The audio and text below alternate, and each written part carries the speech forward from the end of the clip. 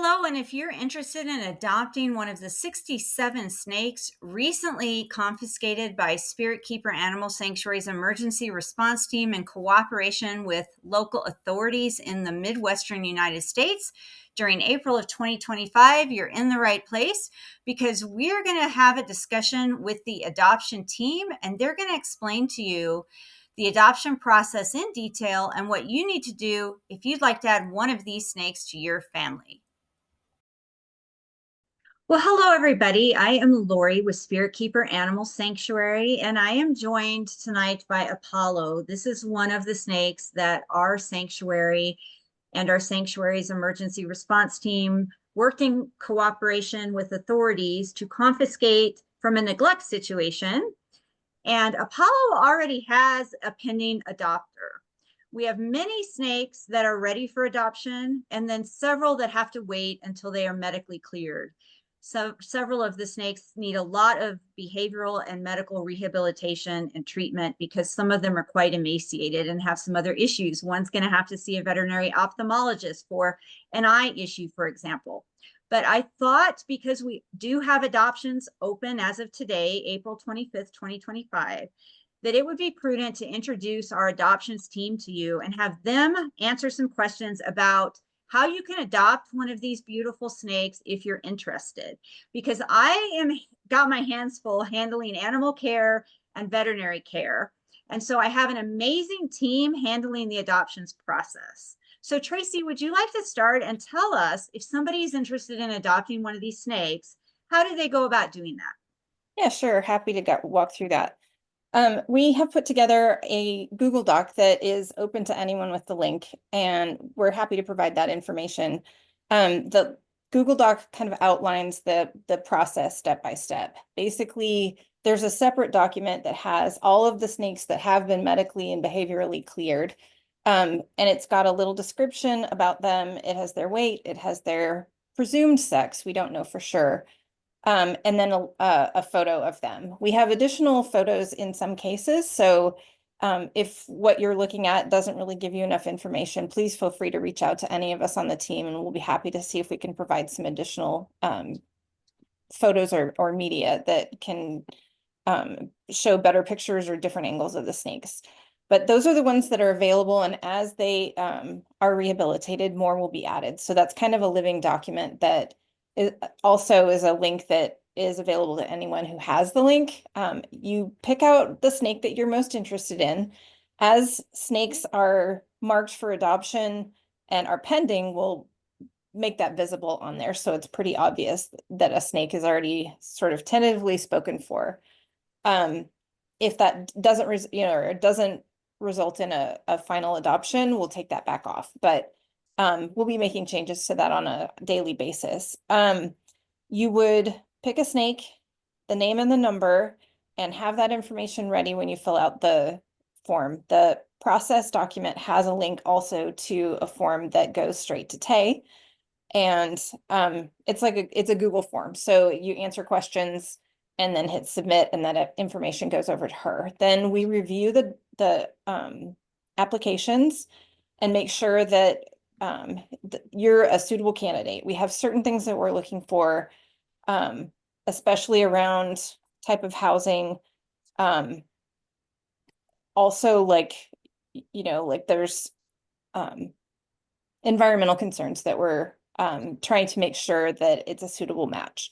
So we'll communicate with you also about the proposed enclosure. I know based on the size of the animal, you may not have that enclosure already. So we aren't expecting necessarily when you submit an application that the enclosure is already there for you to take a picture. But before the adoption is finalized, we'll need to see what you're going to do, especially, if you have additional reptiles already, what your quarantine setup is and what your proposed eventual setup is.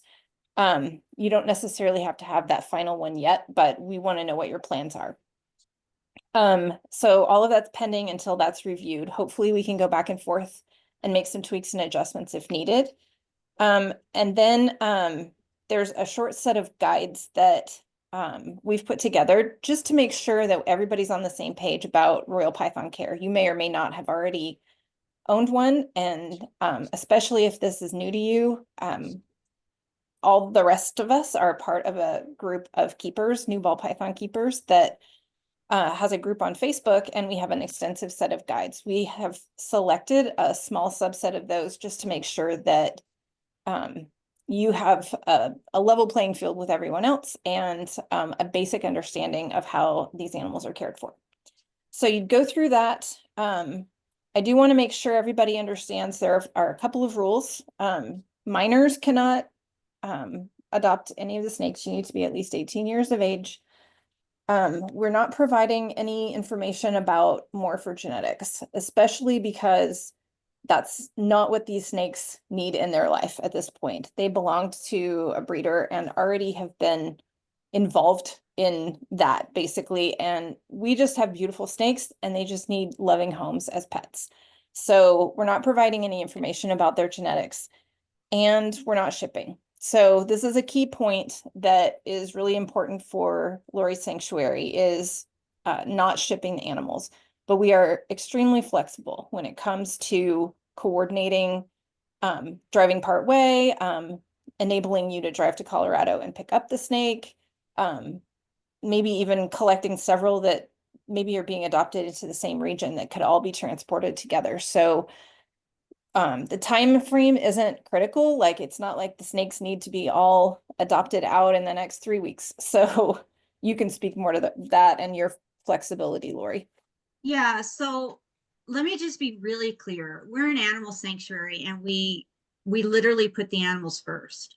So the animals can stay here if they don't find a suitable home, and they can stay here for as long as they need to stay here until someone can pick them up, or we can meet you part way, or we have a driver going your direction, because the health and welfare of these animals is more important than you or any of the people in this chat. That is our priority here. We're not a traditional rescue.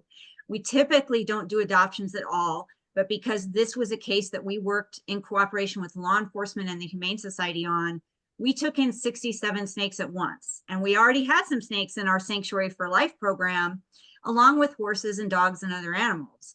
So we are not got to get them out the door. And we have very stringent adoption protocols because we care about these animals. And that is why the adoption application and process it's not complicated. It's just involved, because we want to ensure that you have this animal for its life.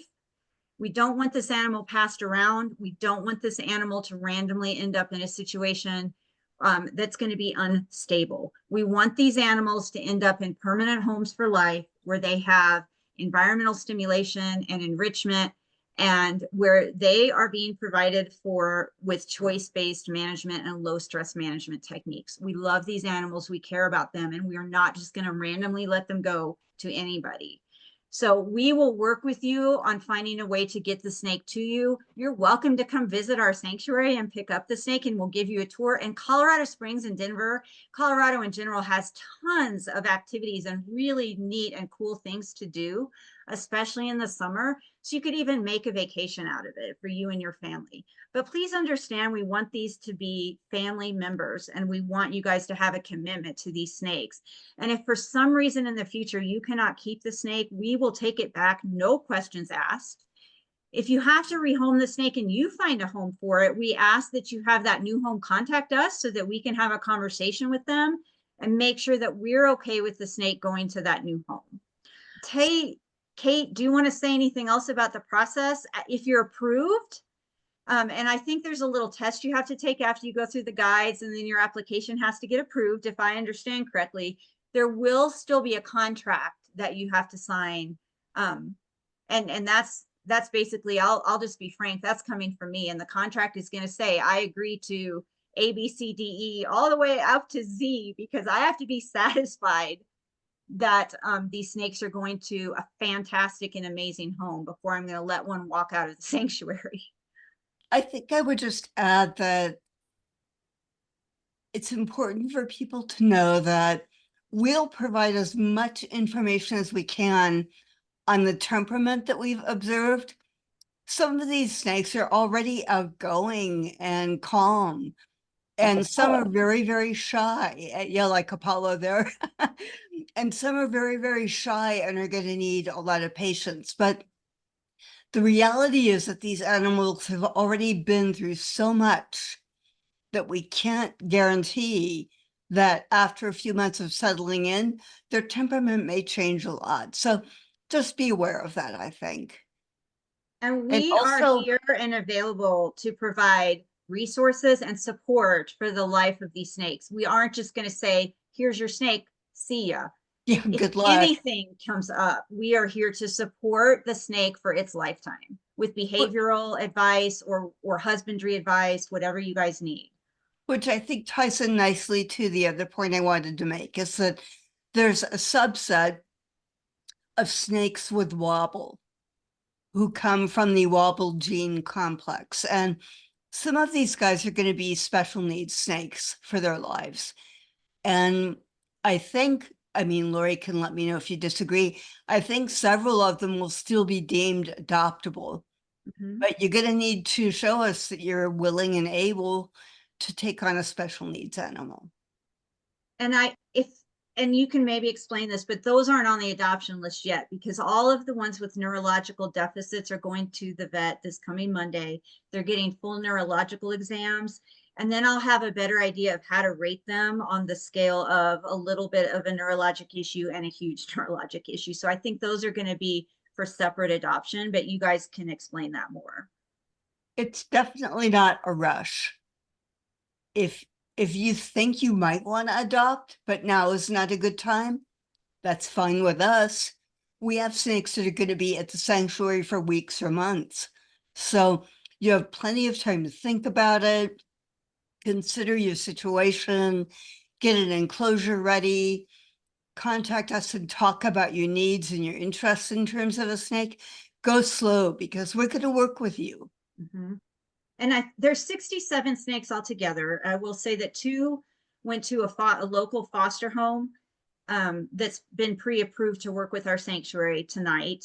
And then there are a couple that are pending adoptions, but I think there's 5 or how many, Tay, are adoptable at this point? I'd have to take a look, but I think we're above 10 now. And I think we have about 5 applicants so far Okay. that we got in today. I also wanted to jump back. The guides that we did, it's not like a difficult test that's after. It's just a couple keywords that are in the guides that you'll just have to remember. And then you would share those with us after you do the guides. But for each snake that we have that's adoptable, I did a little intro in there.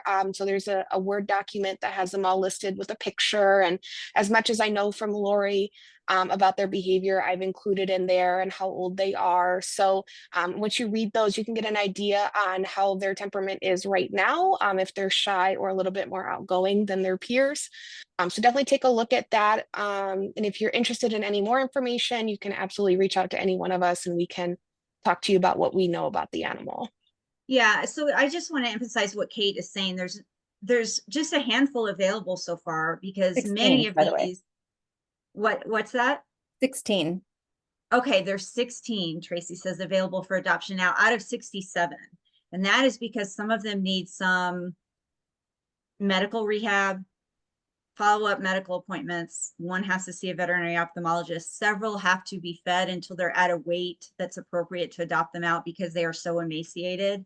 And there's a few that are so shy and shut down that they need some behavioral rehabilitation. So there are going to be snakes trickling onto the adoptable list as the weeks move on.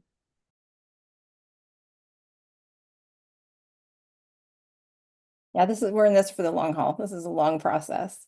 It's a lot bigger operation than we initially thought it was going to be, but I have an amazing emergency operations team, all the way from the transport team to the logistics team, the adoption team, the fundraising team, because this isn't going to be a one and done fundraiser either, because the snakes are going to be here long term and they're going to need follow-up medical. And now if the one has to have eye surgery, that's going to be several $1,000s. We are still doing the fundraising ongoing. And I am so appreciative of all this help. There's no way our sanctuary could have handled this massive amount of snakes with all of these issues all at once if I didn't have this amazing team from all over the United States helping with this, plus our local people. There's a list that they can look at the currently adoptable snakes, and that will be changing. It's fluid. It's a fluid list. And then they pick out one they like, and they can submit an application. And then from there, you will guide them as to where to find these guides, submitting a picture of their enclosure, all the way up to the point where the application gets approved or not. And then if it gets approved, travel is arranged somehow or pickup, and then there's a contract that has to be signed. Is that correct? Pretty much sums it up. Okay. Is there anything else any of you would like to say? Looking forward to working with everybody. These are going to be beautiful. I mean, they are beautiful snakes, but as they get healthier, they're just going to be wonderful animals. They've got some challenges that they've gone through, but they're in the right place now. I mean, they came from circumstances which were less than ideal, and some of them need to recover from that. And that's why they deserve fantastic homes for the rest of their lives. Like, they do not deserve to be without food, without water, without heat, without medical care, without proper nutrition. They deserve to have a stress-free life or a low-stress life moving forward in their new homes as family members, for sure. I think just a couple of practical details too. Okay. If you're interested in adopting, try to pick out a couple of snakes that you're interested in, because if a snake is adopted, then you're going to want another choice. So take a look, talk with us, and pick out a few that seem like they'd be good family members for you. Secondly, if the no shipping thing puts you off, but everything else is in place and you would really like a snake, please fill the application out anyway, because we may well be able to work with you and find a way to get the animal to you. Mm-hmm. We have some my intern drives all over the United States picking up other animals, not just for our sanctuary, but like cattle and goats and chickens, and they're experienced and they like to drive.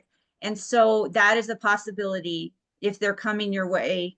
If we have other visitors here that are heading back to certain locations, they may be able to bring snakes with them. If you're just willing to meet in a major city like St. Louis or Los Angeles area or someplace in Texas, I mean, there are some kind of hubs where we have people going to pretty regularly that maybe they can bring your snake along and meet you. I mean, we want to work with you to get you the snakes, but we are just not going to ship them. I'm not going to put the snakes through that stress, and our sanctuary is somebody that wants to have a personal interaction with the people that these snakes are going to. Okay. Anything else? All right. Well, I want to thank you guys for relaying all that information to the potential adopters. It's a lot of work for these guys to go through the applications and screen everybody and communicate with everybody. And it's going to be happening for several weeks and months to come. So I'm thanking them all in advance. And I do want to say that if you have a pending application on a snake, like there's one on this snake, but this snake is undergoing treatment for clinical signs of a respiratory infection. So if for some reason that doesn't clear up and he can't go, then there may have to be backup snakes. Now, I have no reason to believe he won't recover. It's a mild RI, but we never know what's going to happen. And so please remain flexible for these snakes who are undergoing veterinary treatment, because things could change. So until next time, and I'm going to try to continue to do these update videos, please remember to always be kind and love your animals.